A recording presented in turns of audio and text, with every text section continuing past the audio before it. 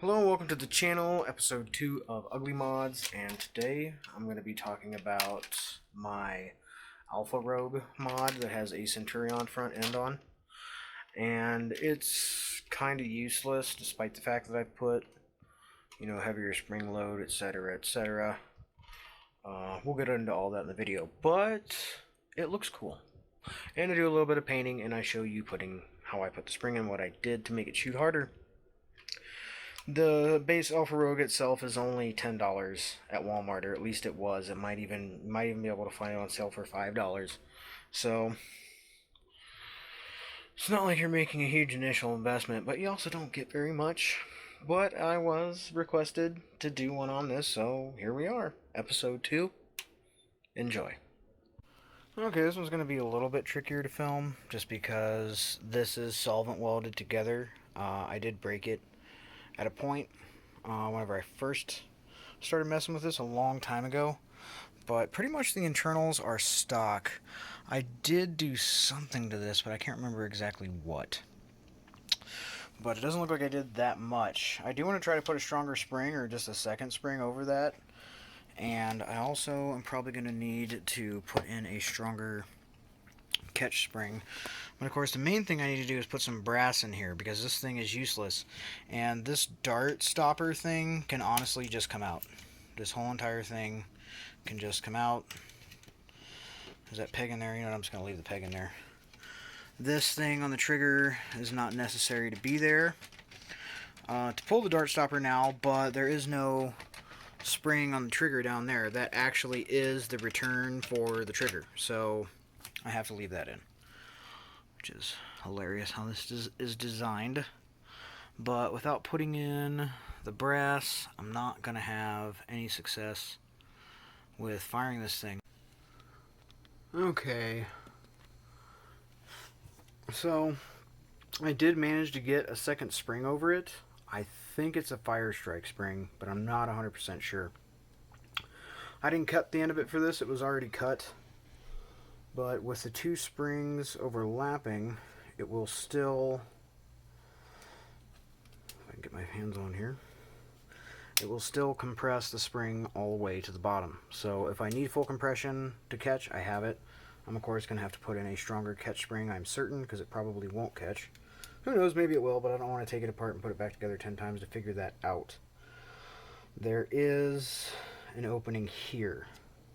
I can't believe I didn't fill that, but yes, I am going to fill that now.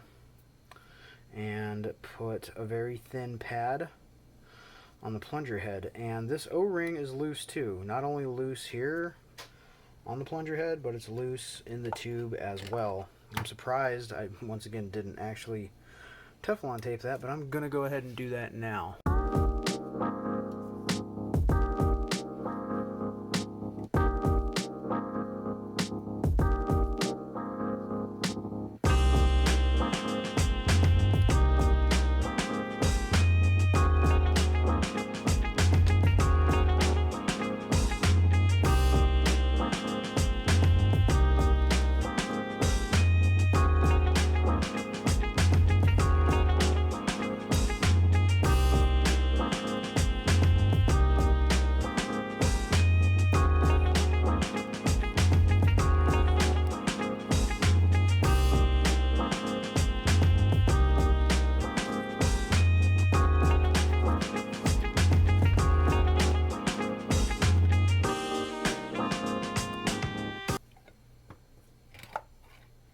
Oh yeah. 2 layers is pretty much perfect. It's not too thick, but it's not too thin. What the heck is happening here? No, don't come undone. I just did you. Crazy talk, crazy talk. Okay.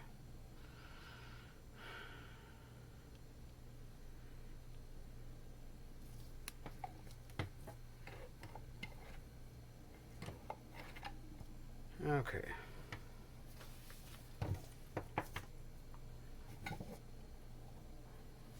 Oh yeah.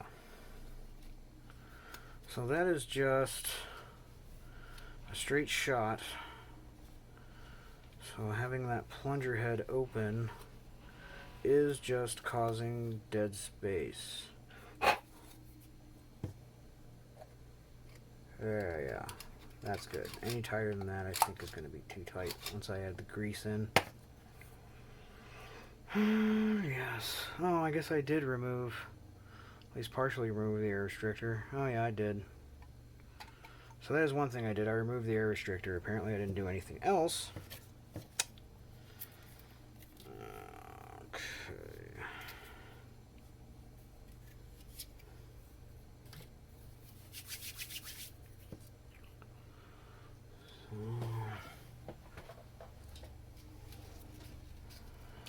Rough this sucker up.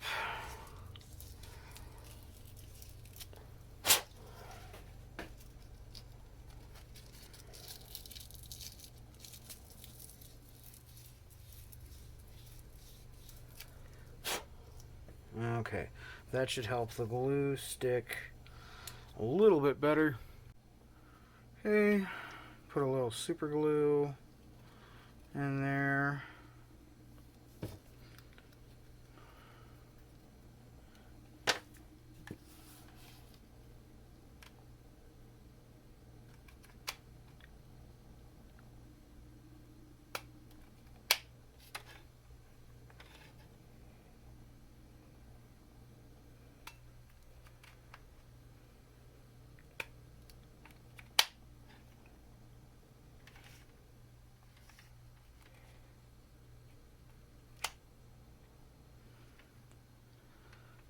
That's going to be enough.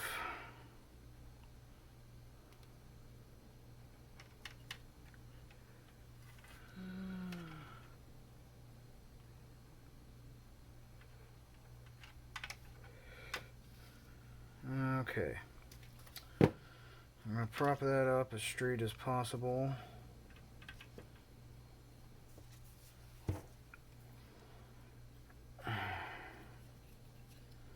Take my super glue. So this is a piece of 2mm craft foam I'm going to use for a plunger head. I don't feel like it really merits like anything that big as far as like thickness, like 5mm or even 3. Just going with 2.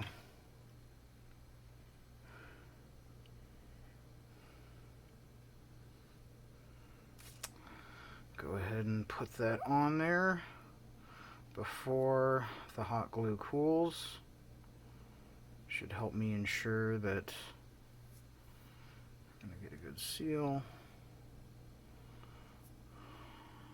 It's not going to come loose. Some pressure on that. Yeah, there we go. Oh man, this is going to be an interesting prime. Hopefully this plunger rod can handle it. If it can, I'm going to have to go through and fill all this to make it stronger. It might, and again it might not. We'll see. Okay, so I had to kind of finagle the shell around to get the catch out. Get the screws out and get it out. And this is it. Pretty simple. But the spring that is in here is so incredibly weak that it's ridiculous. There's nothing to it. So I couldn't find one the same size. If I found them that was this big around, they were way too long and seriously heavy. I don't really know why. So I'm going to try to just double it up and hope that that works and that the catch isn't too strong. The catch itself is really small, but it does have a nice angled pitch to it, so I'm hoping that this won't be blowing up once I put it back together and try to fire it. So the next problem I've encountered is this piece here is super flexy and bendy. I'm going to try to fill it in with some super glue and baking soda and hopefully stiffen this up, because now that the catch is stronger, whenever I pull the trigger and this goes to push the catch back, it's actually getting bent up. Not only will that break it in time, but it won't actually make the blaster fire.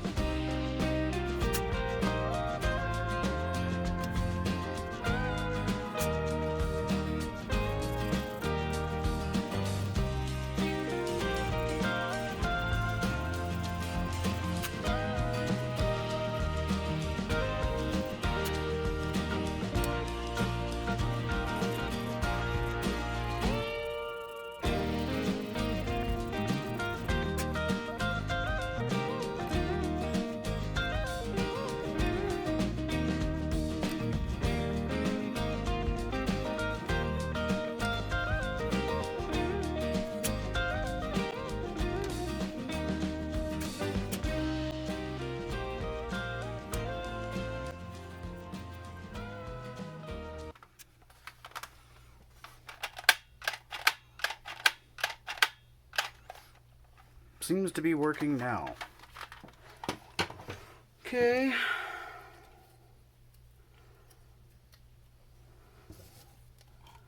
Go ahead and remove this, since this is the next piece I'm going to be working on. And I suppose I can go ahead and lubricate this and put it back in.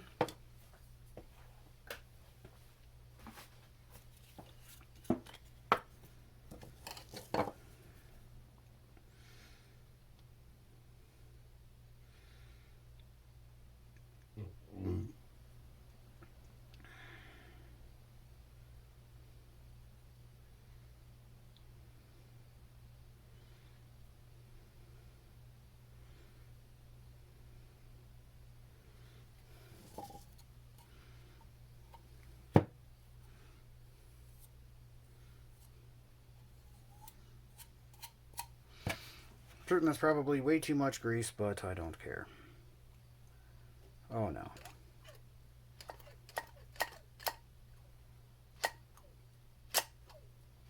Oh, that's actually pretty good. Okay.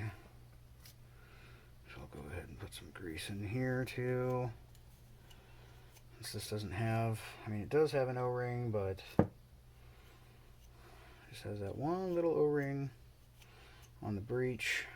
It's not going to kill it. Have a little bit more grease. Okay. That off to the side.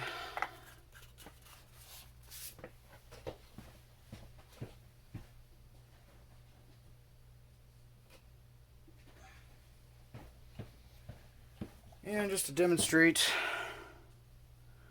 this dart is loose all the way to there. Okay? That much of the dart has literally no seal. You get that much seal.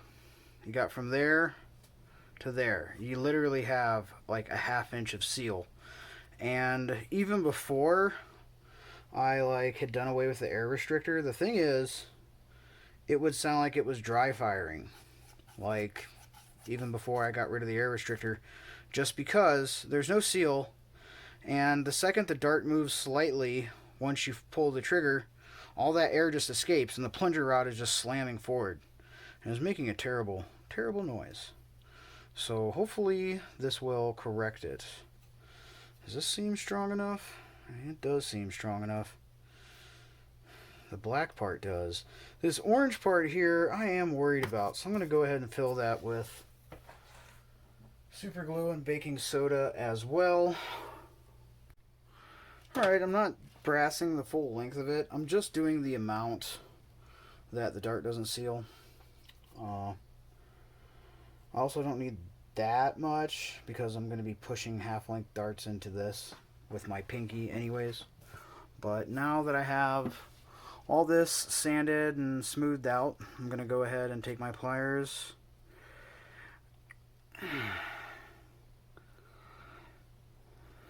begin to trumpet this out as much as I can. I do a little bit like that with the needle nose, which you can see starts to give it that flare that I need. And then I finish the flare. Just a regular set of pliers. There we go. That's nice. Okay. So now I can go ahead and cut this. Alright, I got the brass in. I didn't even have to file this. I plan on actually doing this on camera, but the thing is, it just pushed right in and then stopped perfectly, exactly where I wanted it. See if I can get some backlight through this. Yeah, you can see right there where it stops. And from about here to where it stops is about all the dart seal that you got. Okay, it's now time to throw this back together and see how it will fire.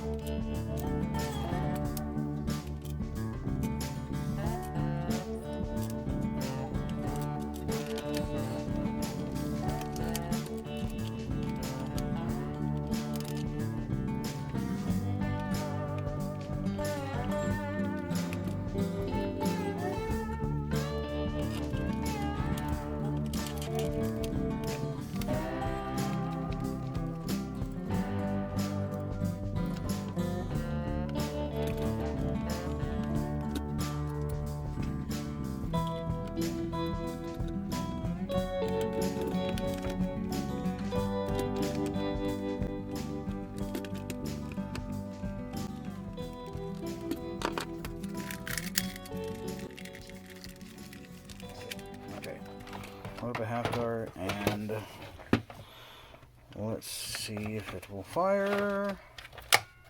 The trigger will work before I go any further. Oh yeah, wow, that shoots way harder than it did.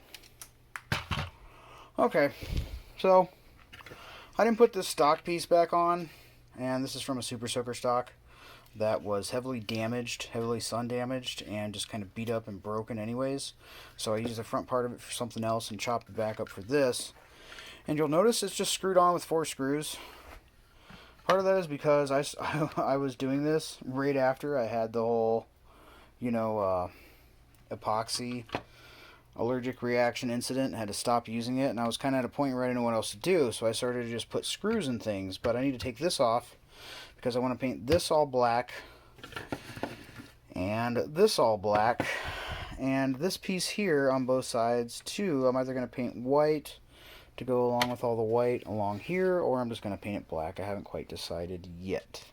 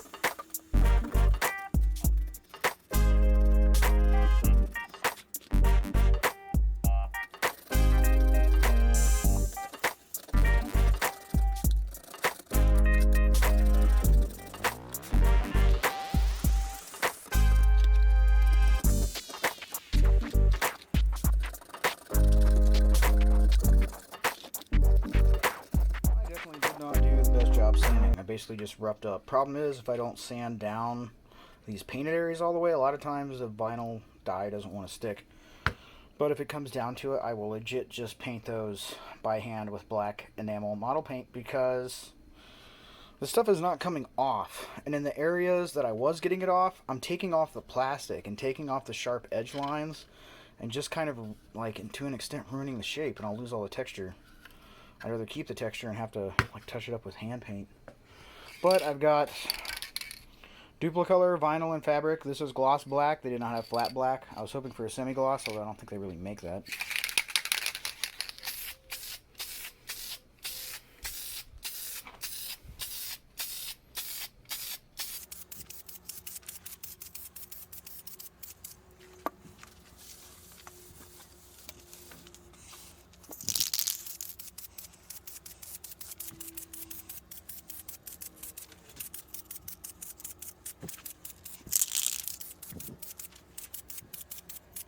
Okay, it's been reassembled, and I think it looks pretty cool, even if it is really, really slow to reload and really, really slow to fire.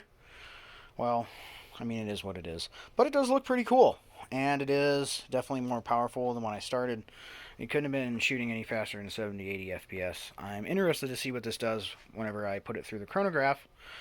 I'm going to go do some firing first.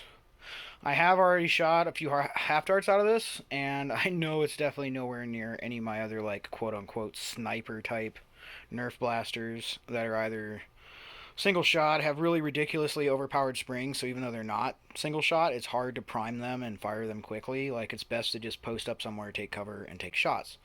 But the simple fact is, you can snipe people with any blaster. You don't have to have something that looks like this to do that. And okay, so I tried using Worker Gen 3 half-links, and the outside of them were covered with glue, so I guess I'm just going to have to stick to the Gen 2s. Even though their heads blow off sometimes, let's hope nothing gets stuck here in the breech.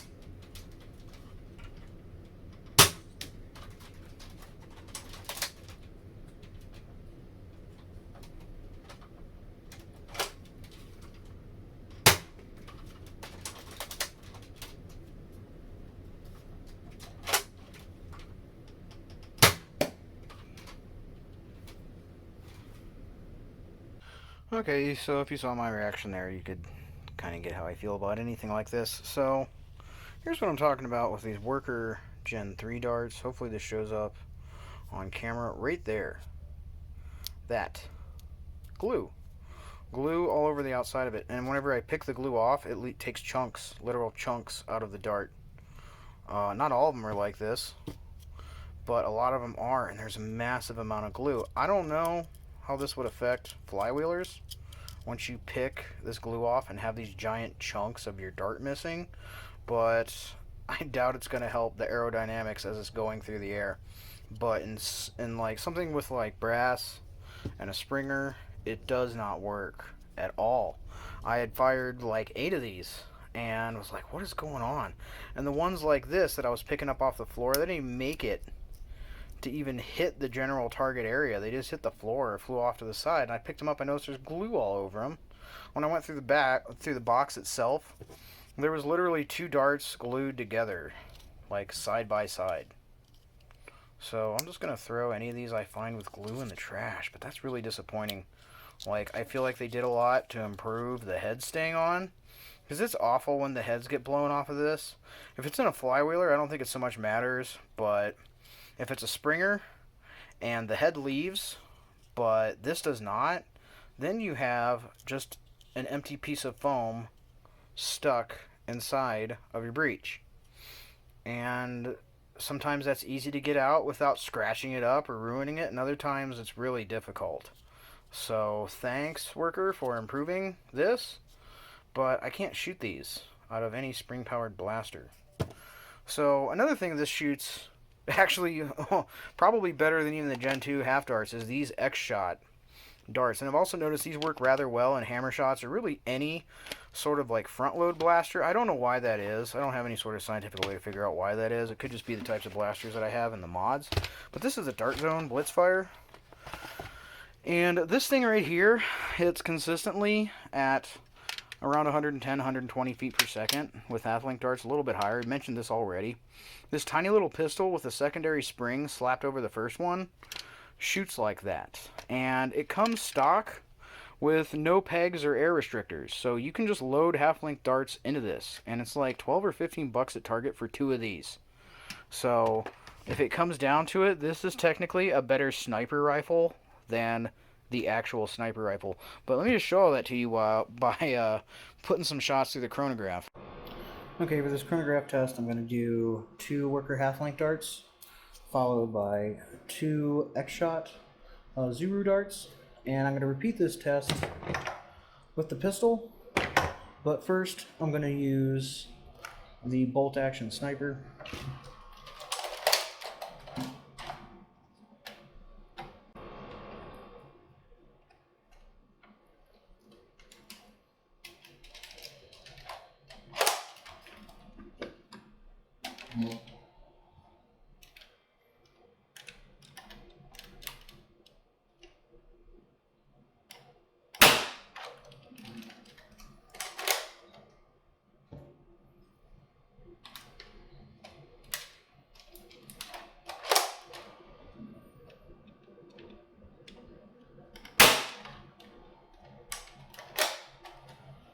For some reason, that one did not read.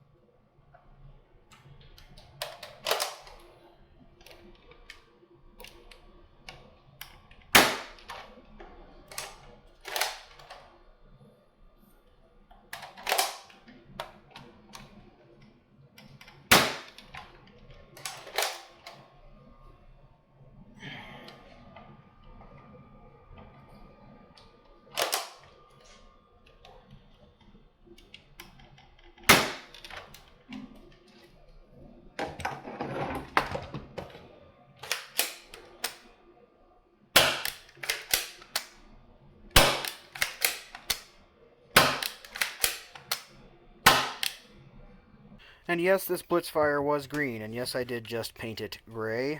It's going to be the primer for, I don't know what kind of paint job I'm going to do for this, but there's a lot of really cool deco on the shell that made my brain hurt and my eyes hurt looking at it in the green, but now that it's in the gray, it's much nicer to look at. But my whole point here, when you look at these numbers between the two blasters, okay, first of all, I don't know if I really believe that 212 reading, but I mean, this isn't like a ballistic chronograph, it's just an airsoft chronograph.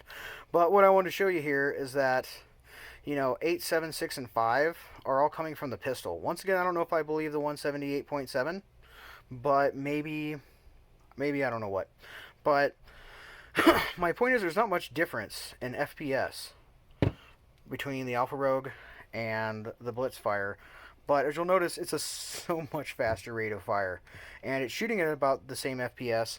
And it's really hard for me to get these darts into a target at 40 feet. So I don't know why that is.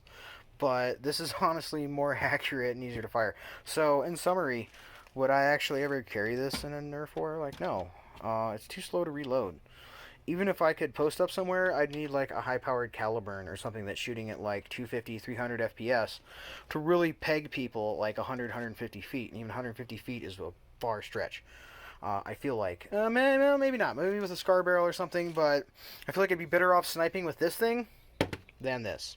Okay, so that's going to pretty much wrap it up for that video. I don't think I mentioned when I was filming, but the Blitzfire is not stock. Stock, it shoots around 80, 90 feet per second. I put a secondary spring in it. I want to say I took from a Fire Strike or something. I can't quite remember. But after that, that's why it shoots as hard as it does. But it is an excellent blaster. There's no pegs in it. And if I had to choose between that pistol and this bolt-action rifle, I would take the pistol. But, you know, the point of the video wasn't so much to knock this. I just wanted to, you know, I got a lot of comments and a lot of likes on my cosplay channel whenever I, you know, showed this blaster off. And I was like, ah. And then I got, you know, requests too to show what I did with it. And I think part of that may be just because it is such a common, inexpensive, easy to find blaster that is affordable. It's only $10. At least it was whenever I picked it up. So hopefully you enjoyed this video and gave you some inspiration or gave you a laugh. And that was episode 2 of Ugly Mods. And as always, thanks for watching and have a great day.